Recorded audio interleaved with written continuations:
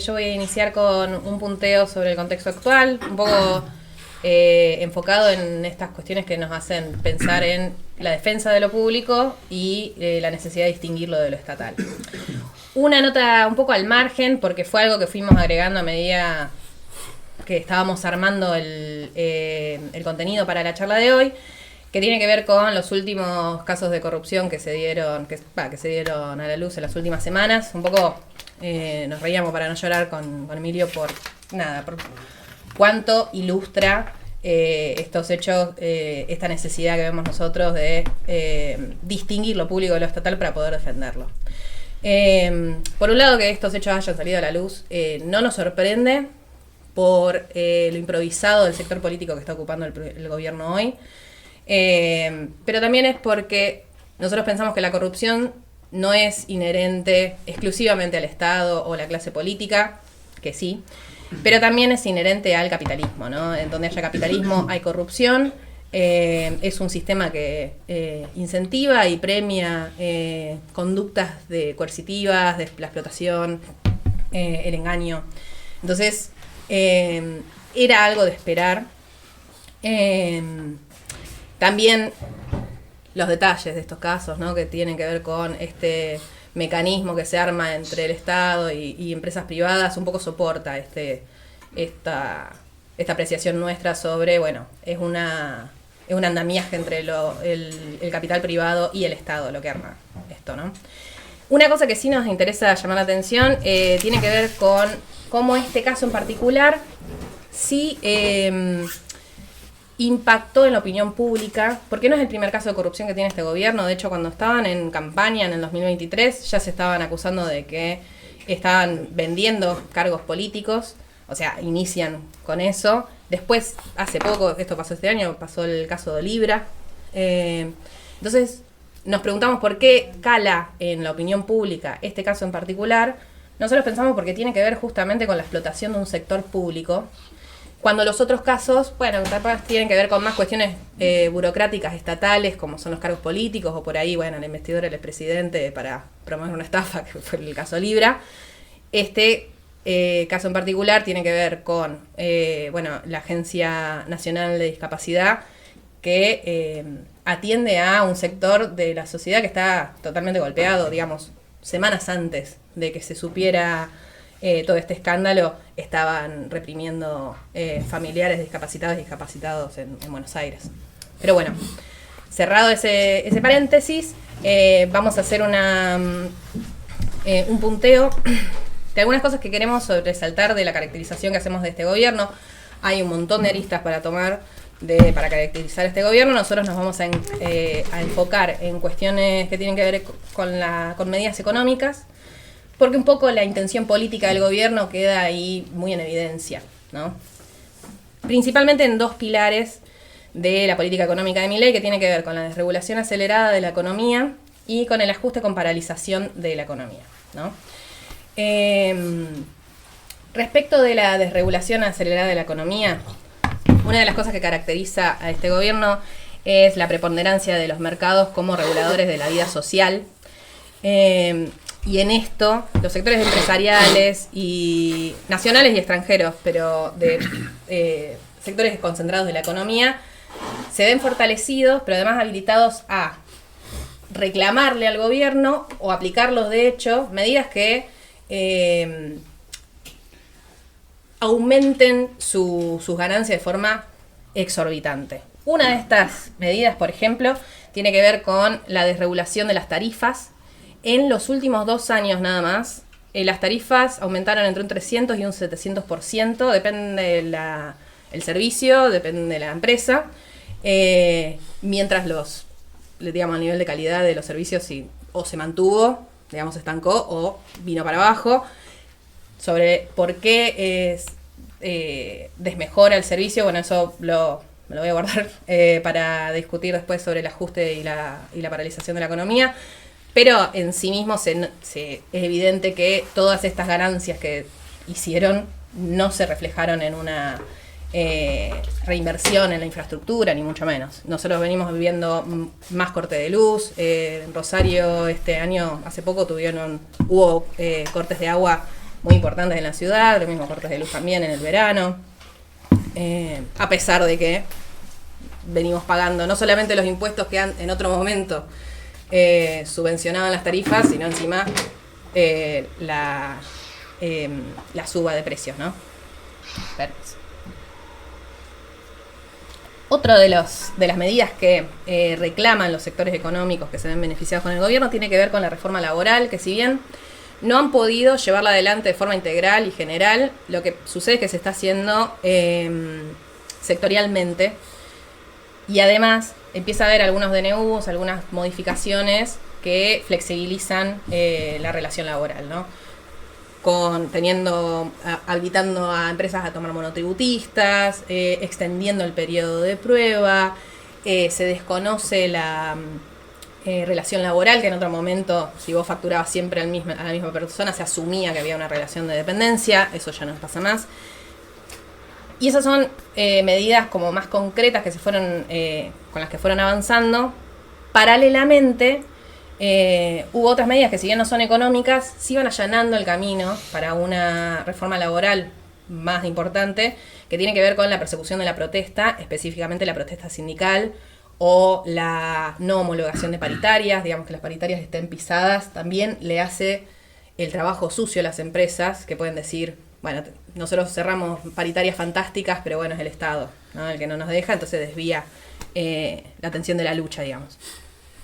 Por otro lado, hay una profundización de la destrucción de la industria, principalmente a través de la apertura indiscriminada de importaciones. Industrias como, por ejemplo, la textil se ve muy afectada sobre eso. Por ejemplo, podemos pensar en el caso de Shein, que lo viene haciendo. Esto no es particular de Argentina, esto es algo que viene sucediendo en varios lugares del mundo, pero lo que pasa es que la industria textil local no puede enfrentar la competencia con los precios de estas empresas chinas, ¿no?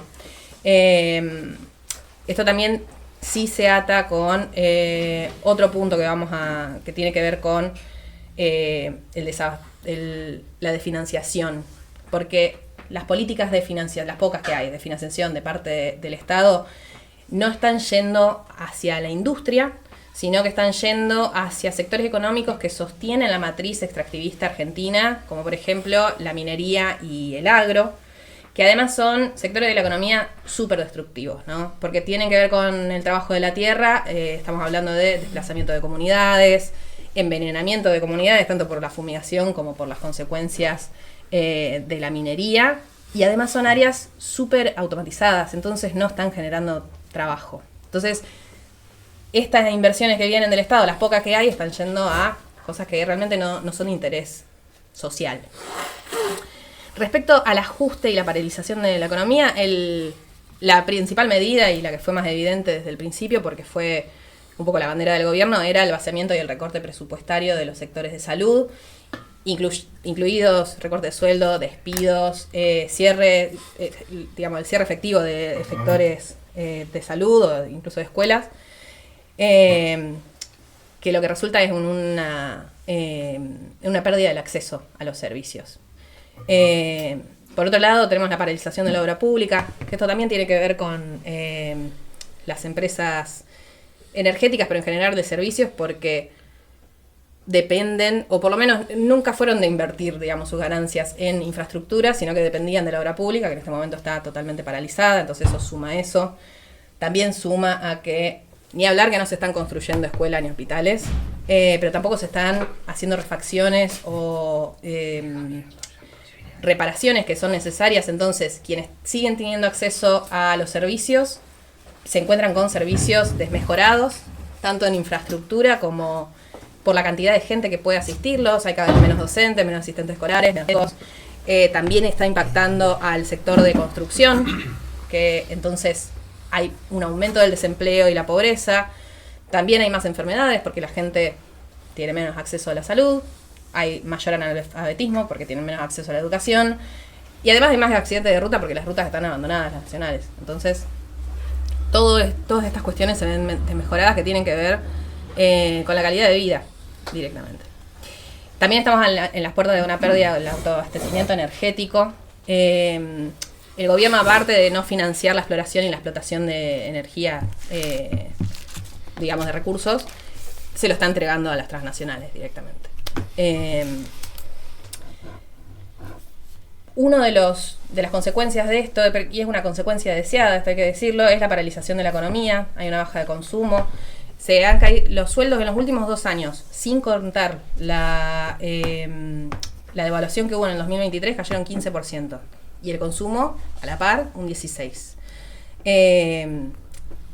Esto obviamente arrastra cierre de empresas, cierre de industria, por lo que habíamos comentado antes, ni hablar. Y todo en pos de, en teoría, la baja de la inflación y un superávit fiscal, que como pudimos ver también en las últimas semanas, está atado con alambre, al borde de una devaluación. Entonces un poco es un sacrificio para nada. Pero también esto tiene que ver, los dos pilares de los que estamos hablando, que son el ajuste y con paralización de economía y la desregulación, son el plan económico del FMI de toda la vida, ¿no? Es que este gobierno además, si bien es verdad que no fue el gobierno de Milei quien reintroduce el FMI en el plano político-económico en Argentina, fue Macri en el 2018, con Caputo. Lo cierto es que es un gobierno que no está negociando, sino que está cumpliendo a rajatabla con lo que indica el FMI y además tomando más deuda, ¿no? Junto con los 44.500 millones que había tomado Caputo en el 2018, este año se suman 20.000 millones más. Mientras tanto, también se van pagando los intereses de la deuda. Digamos, también hay que decir que Milei, mientras dice que no hay plata para hospitales y escuelas, viene pagándole al FMI, o sea que estamos todos subsidiando al FMI.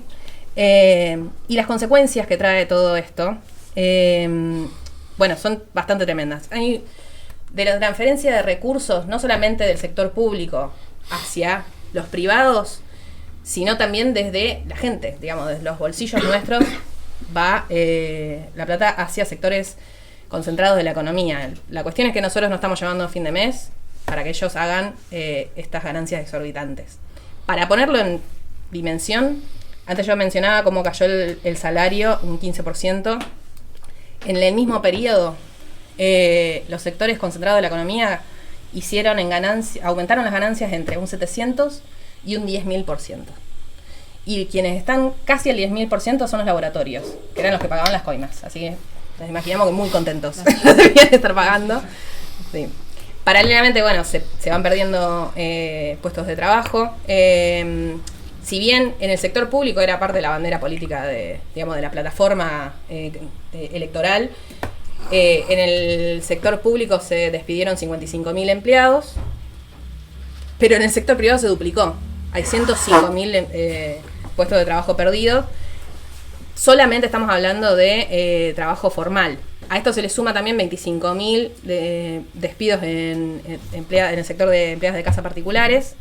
Y esto lo que pasa es toda esta masa de despedidos, en el peor de los casos pasa a formar parte del porcentaje de desocupación, en el mejor de los casos pasan a formar parte del mercado laboral informal, con peores condiciones además.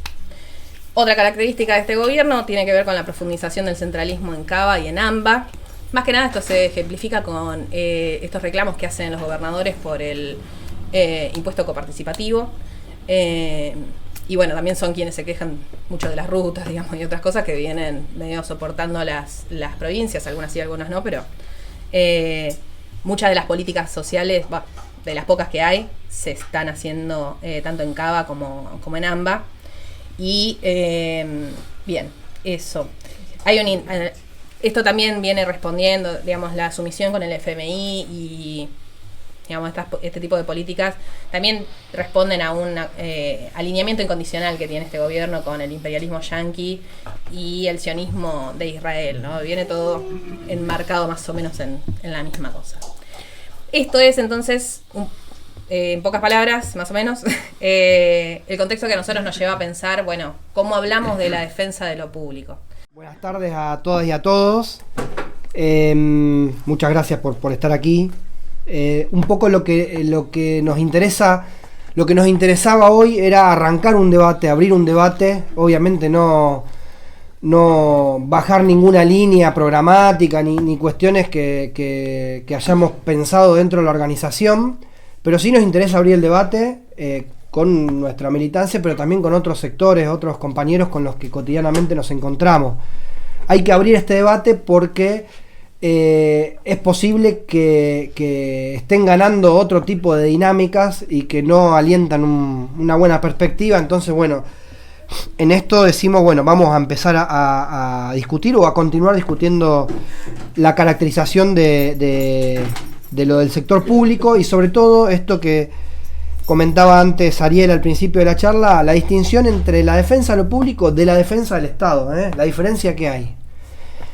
Todo lo que recién bien caracterizaba Vico, nosotros pensamos desde FAR que obviamente el gobierno actual es un nuevo capítulo en la Argentina, un nuevo capítulo del neoliberalismo, ese neoliberalismo que arranca en los 70 con la última dictadura militar, que tuvo su episodio en la década de los 90 con el gobierno de Menem. Obviamente los otros gobiernos han tenido características y políticas que apuntaron al neoliberalismo, pero bueno, lo más fuerte fue la década del 90, siempre nos retrotrae a la década del 90 esto, y vaya que hay diferencias, decimos. Quizás la década menemista, cuando arrancan con la ley 23.696, que fue la ley de reforma al Estado, en aquel momento se avanzó con privatizaciones y vaciamiento de lo que eran empresas públicas o empresas del Estado. En aquel momento todos nos acordamos de Somisa, Canal 11, Canal 13, Aerolínea, YPF, ¿no? Lo que ya conocemos, gas del Estado, los trenes, la entrega de los trenes, ¿no es cierto? Y acá vemos que el sector político que asume durante el gobierno de Milei avanza aún más con privatizaciones, desmantelamiento y desregulaciones, pero de sectores sensibles para las capas populares, ¿no? Esta cuestión de la gestión de lo público, sectores sensibles a nivel social, o sea que el avance de las privatizaciones y los vaciamientos fueron aún más allá de lo que en la década del 90 inició en ese momento el menemismo. Vemos una similitud que, al igual que pasó en los 90, gran parte de los sectores de la política tradicional, de los empresarios nacionales y transnacionales, están dejando hacer un trabajo sucio a esta gestión de turno, más allá de algunas excepciones como digamos, dar por abajo el veto de la discapacidad. En general, la mayoría de las reformas pudieron avanzar en varios sectores, las desregulaciones, y en eso vemos que hay sectores que están aprovechando que el gobierno nacional haga el trabajo sucio para después, en todo caso, no rectificar varias de las cuestiones que están pasando hoy en día en los sucesivos gobiernos. Eso nos preocupa muchísimo. Entonces ahí es donde hacemos donde ponemos el primer acento de vamos a dejar que en manos de otro si esto se rectifica o no. Y como siempre nosotros abogamos, tiene que ver con la confianza en la propia fuerza de los sectores populares organizados. Ahí nos hacemos la pregunta, ante este panorama tan grave que describe Vico, es si el gobierno nacional vino a destruir el Estado, y nos parece que no tuvieron intención de destruir el Estado, sino de reforzar quizás los aspectos represivos, los aspectos de control social del Estado. Fíjense, la transferencia, el traspaso de presupuesto de lo que eran para las políticas públicas a nivel más social a lo que tiene que ver con las fuerzas represivas, el aparato de inteligencia, la defensa militar, ¿no? La compra de helicópteros y aviones en este contexto. Fíjense además cómo el gobierno nacional utiliza todo el andamiaje jurídico institucional del Estado, incluyendo Banco Central, Ministerio de Economía, para habilitar, para gestionar, para facilitar la transferencia, esto que comentaba Vico, la transferencia de recursos, la transferencia de capitales a sectores concentrados de la economía, al capital especulador, también utilizado para la reducción impositiva y para la baja de retenciones de las élites de los sectores agropecuarios, de los grandes sectores agropecuarios en Argentina. Y acá vemos la misma película de siempre, los grandes beneficiados son los ricos. Ahora ya lo dicen abiertamente, aparte. no es que lo están, no es que lo esconden, ¿no? Ahora ya lo dicen de manera abierta. Entonces, hallamos que el gobierno nacional tiene como enemigo ideológico, es importante hablar de ideología en este contexto, tiene como enemigo ideológico la cuestión comunitaria, lo social, lo colectivo y en definitiva lo público, como enemigo ideológico. Tanto así que se tomó la tarea, el gobierno nacional, con cuadros del neoliberalismo como Sturzenegger, se tomaron la tarea de armar toda una ingeniería para desfinanciar, vaciar o cerrar lo que tiene que ver con servicios esenciales, la salud, la educación, las pensiones, las jubilaciones, programas sociales para los sectores populares que son indispensables en la mayoría de los casos, el tema de los medicamentos, las políticas que contemplan el tema de la salud sexual reproductiva, el desmantelamiento que está habiendo de vialidad, del INTI, del INTA, de programas que apuntan, digamos, a incentivar distintos sectores sociales, digamos, en ese sentido. Y este contexto en el que está avanzando el gobierno nacional sobre lo público, atacando lo público como enemigo ideológico lo público, provoca, esto no quiere decir que antes no haya pasado, en los gobiernos anteriores sabemos que ha pasado, que ha habido un deterioro, que ha habido un agravamiento del sector público, pero lo que estamos viendo ahora, no le vamos a contar nada nuevo, lo que estamos viendo ahora es todas las mañanas desayunándonos con noticias totalmente espeluznantes, y esto influye en definitiva, porque tenemos que meternos en el sector público, en la escasez de insumos, en lo que es el deterioro de la infraestructura por falta de mantenimiento. Fíjense la falta de personal, la pérdida de personal por despidos masivos o porque directamente los laburantes del sector público se van a laburar a otro lado porque no les conviene lo que cobran laburando en sectores como la salud, como la educación. Y bueno, en este sentido se va a ir degradando, ya ha pasado en los últimos años, pero creemos que ahora es mucho más grave, se va a ir degradando el nivel y la calidad de atención al público, a los usuarios, al beneficiario, digamos, al agravarse todo el resto de las cosas. Un paréntesis acá que es importante, que nos parece a destacar, el tema de la orientación patriarcal de las medidas, que afecta no solo la vida de las mujeres, sino la vida de las mujeres de los sectores populares.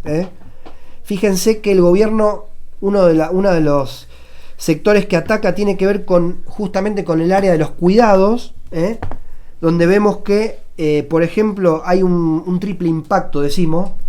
Por un lado, agravados los salarios y las condiciones de trabajo de sectores feminizados a nivel laboral. Después vemos el tema del traspaso de parte de los servicios directamente a que se encargue la familia, y en la familia que se encargue la mujer, básicamente. Y lo tercero es esta cuestión de,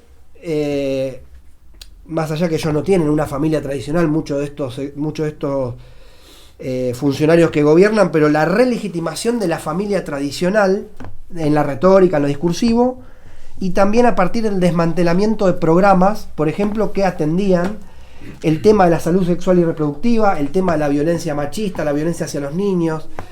Esto nos hace ruido en el sentido de que cualquier salida que pensemos a nivel social, política, tiene que tener una perspectiva de género, digamos, por todo esto que estamos percibiendo, que estamos atendiendo. Acá nos surgen otras preguntas que tienen que ver con qué hizo la política tradicional con el abordaje de las problemáticas sociales, qué hizo por lo menos de los últimos 40 años. Que hizo la política tradicional, y esto se nos viene a la mente porque hay varias visiones y perspectivas de cómo solucionar el tema de las problemáticas sociales, pero ninguna, incluso la izquierda partidaria, que con su sola presencia en el Congreso no deja de legitimar ese instrumento que es el Congreso y los aparatos del Estado para todas estas cuestiones, ¿no? Que a veces nos hace ruido que esté la izquierda, aunque esté absteniéndose, legitimando por izquierda lo que tiene que ver con una de las instituciones que más dolores de cabeza nos viene causando. No, el tema de que las distintas visiones y perspectivas de los sectores de la política tradicional ninguna cuestiona abordar la problemática social por fuera del capitalismo, por un lado, y ninguna cuestiona la utilización del Estado como instrumentador y como garante, no solo del capitalismo, sino de la propiedad privada, ¿no? Para decirlo a lo guaso. Ahí vemos que hay tres sectores importantes que han marcado la política argentina en los últimos años, sectores por ahí más progresistas, más del pensamiento nacional y popular. Con muchos de ellos a lo mejor nos encontramos en distintas instancias de lucha, pero son sectores que, bueno, obviamente son sectores que cuando han gobernado han propuesto, han impulsado políticas redistributivas, de estimulación del consumo, pero siempre asumiendo que el Estado no puede ser otra cosa que garante de este sistema y la propiedad privada, ¿no? Nunca se cuestiona el Estado ni el capitalismo en eso. Para mencionarlo, también hay sectores que están promoviendo desde hace un tiempo, nosotros leemos antes también, ¿no? Pero desde el gobierno de Larreta en Buenos Aires para acá, pasando por Yarlora, pasando por la gestión de Hapkin, sectores que promueven la participación público-privada, que es no es otra cosa que abrirle la puerta a los amigos empresarios para la cogestión del sector público, o en su defecto darle la concesión hasta que termine el mandato. Y hay un tercer sector que tiene que ver con estos sectores reaccionarios, ultraliberales que gobiernan, como el de Milei, ¿no? Que capaz que no son la única expresión, pero bueno, es el más notorio, que promueve la desatención, la desregulación e inclusive la mercantilización de la gestión de lo público, ya ahí dejándolo librado al ámbito privado o incluso al ámbito familiar individual. Fíjense esta cuestión de el tipo de discapacidad que dijo que básicamente qué culpa tenía él o básicamente que la discapacidad era un problema de la familia y del individuo y no de la sociedad, ¿no? Pues ahí ya estamos viendo clarito la perspectiva que tienen. Lo que nos preocupa de estas tres visiones de abordaje de las problemáticas sociales tiene que ver con que ninguna se corre de el gestionar bien o mal el capitalismo, siendo que el sistema capitalista a nivel global está, pero más que comprobado, que está hundiendo más y más a medida que pasan los años a la población mundial en una extrema pobreza. Entonces, bueno, eso nos preocupa. Otra pregunta que se nos vino a la cabeza tiene que ver con qué idea del Estado hay en el abajo, en los sectores populares, qué idea del Estado existe, y es más complejo eso. Hay sectores que nos encontramos en la calle luchando, que abogan por, a nivel de consigna, vamos a decirlo, abogan por la defensa del Estado, y a nosotros, por lo menos de FARC, nos pareciera que la consigna de la defensa del Estado como un paquete cerrado no está interpelando a la mayoría de la gente. Y ahí nos hacemos la pregunta, la gente es ignorante, o esta teoría nefasta que dice, no, los pobres son de derecha, o decir, bueno, nosotros creemos que no va por ahí. Sí creemos que hay sectores, bueno, obviamente va a haber un margen, un sector ínfimo en Argentina que sí, que tiene ideas de derecha, que quiere hacer pelota a los derechos, que tiene una mentalidad más parecida a los sectores gobernantes, o por lo menos al capitalismo, a los empresarios, pero la mayoría de la gente entendemos que no va por ahí. Hasta ahí en esos sectores que pareciera que hay indiferencia, entienden la gravedad del ataque a los jubilados, entienden y se sensibilizan cuando hay marchas por la salud pública, y hasta se solidarizan con el tema de la defensa de los discapacitados. Eso lo pudimos ver en los barrios, lo vemos en los lugares de trabajo. Entonces nosotros ahí paramos la oreja y vemos, bueno, no hay una interpelación en cuanto a la defensa del Estado, pero sí en cuanto a la defensa de derechos, a priori. Entonces nos preguntamos esto, ¿por qué no interpela ese discurso a los sectores populares? Tampoco es que acá vamos a sacar una conclusión y que una conclusión acabada que podamos, pero estamos tirando aportes y elementos que puede llegar a funcionar a la hora de pensar.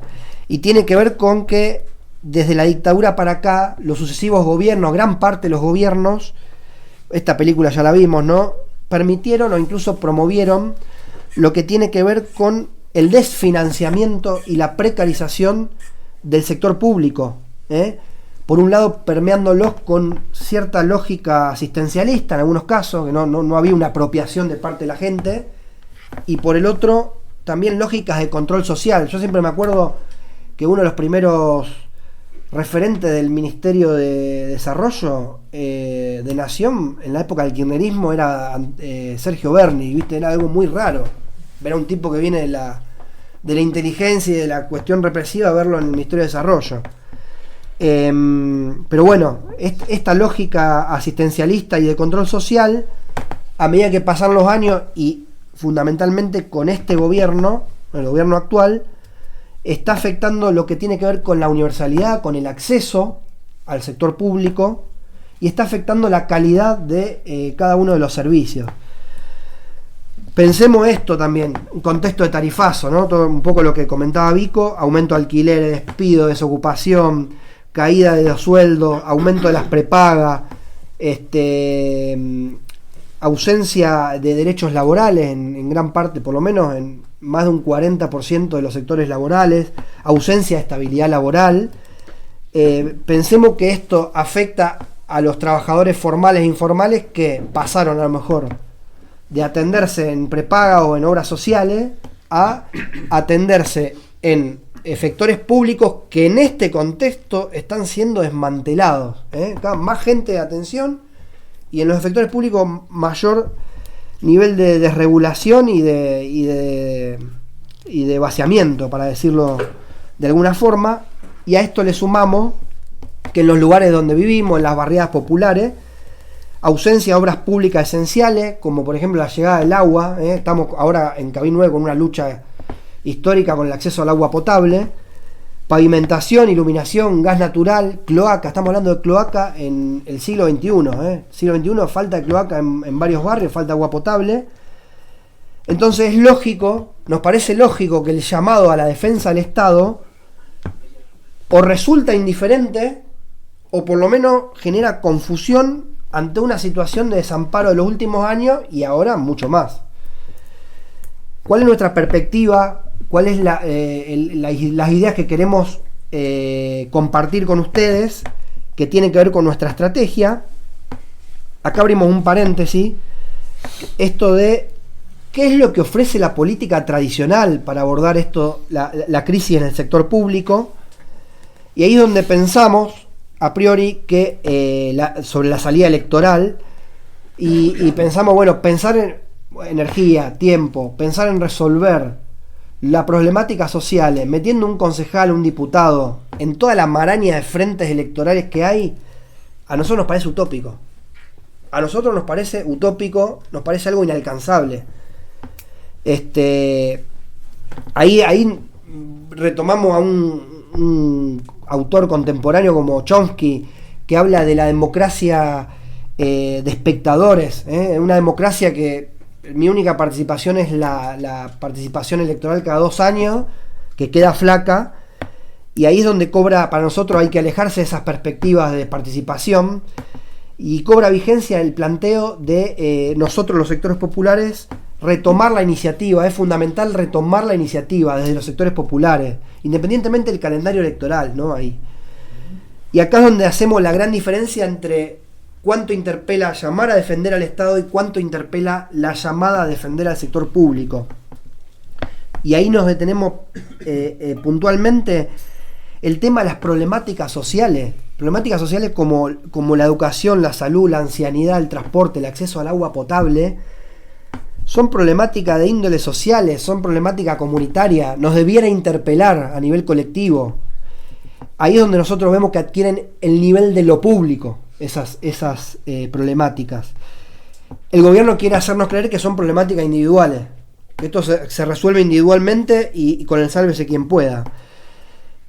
Una cosa importante, nosotros vemos que en este sistema partimos de una situación desigual, a nivel social partimos de una situación desigual, y que la perspectiva de abordaje de las problemáticas sociales debe ir por la defensa de la vida, por ejemplo, debe ir por la perspectiva de un desarrollo en plenitud, de la defensa de la dignidad humana, hay que encarado por esa visión, por esa perspectiva, y hay que entender a lo público en torno a la gestión de lo social, de las necesidades básicas, como parte de una comunidad, A veces vemos cuando hablan de macroeconomía o de política como si hubiéramos hipotecado la posibilidad de hablar nosotros o de resolver esos problemas, y es totalmente contrario el camino que nos parece que debemos hacer. Y ahí es donde decimos, cualquier discusión del sector público implica una cuestión de clase.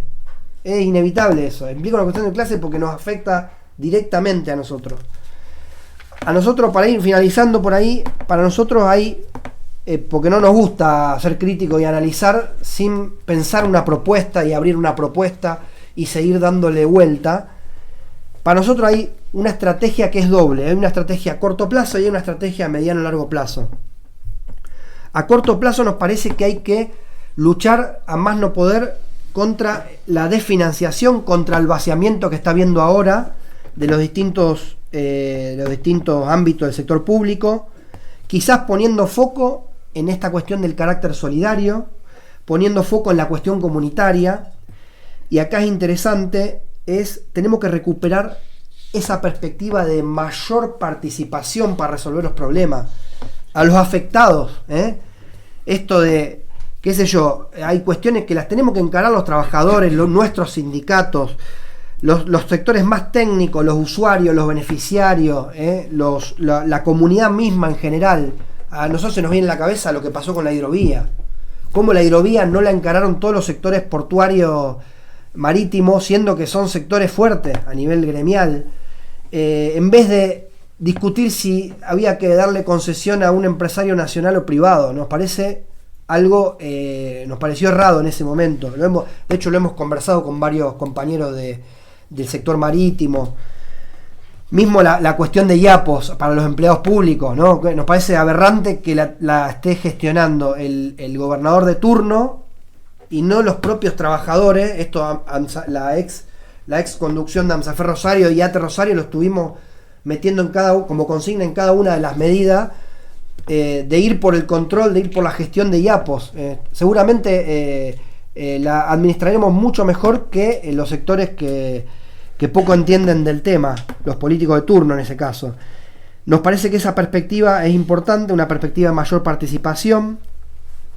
Nos parece que el abajo, los sectores populares, tenemos mucha más criterio sobre cuáles son las necesidades y cómo resolverlas que los funcionarios políticos de turno o los empresarios, que dicho sea de paso viven en un country o en Buenos Aires. ¿Y qué puede opinar de salud o educación un funcionario o un empresario cuando mandan a sus hijos a los colegios, a los colegios elitistas y se atienden en clínicas privadas, en ese sentido?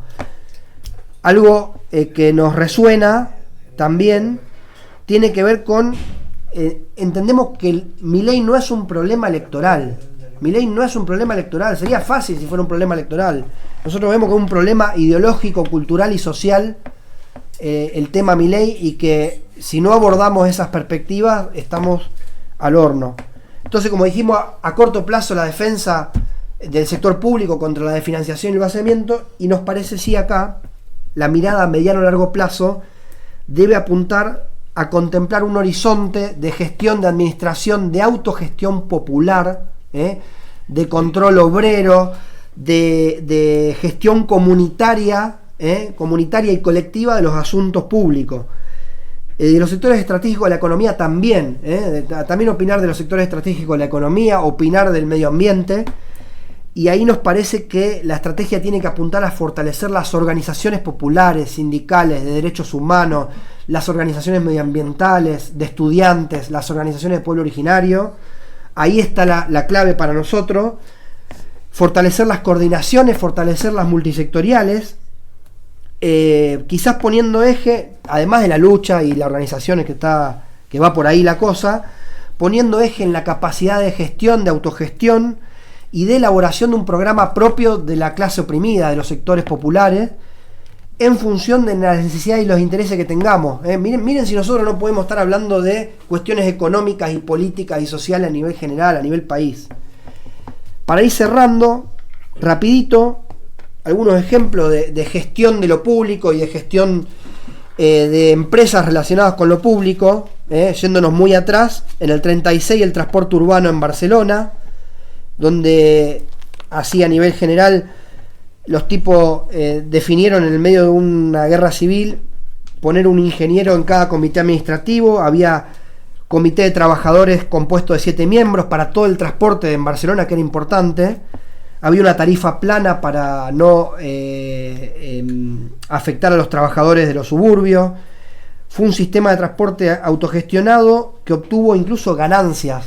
Obtuvo ganancias a como lo estaba dirigiendo una empresa belga en ese momento. Pasan de una autosuficiencia en la reparación de repuestos de un 2% a un 98%.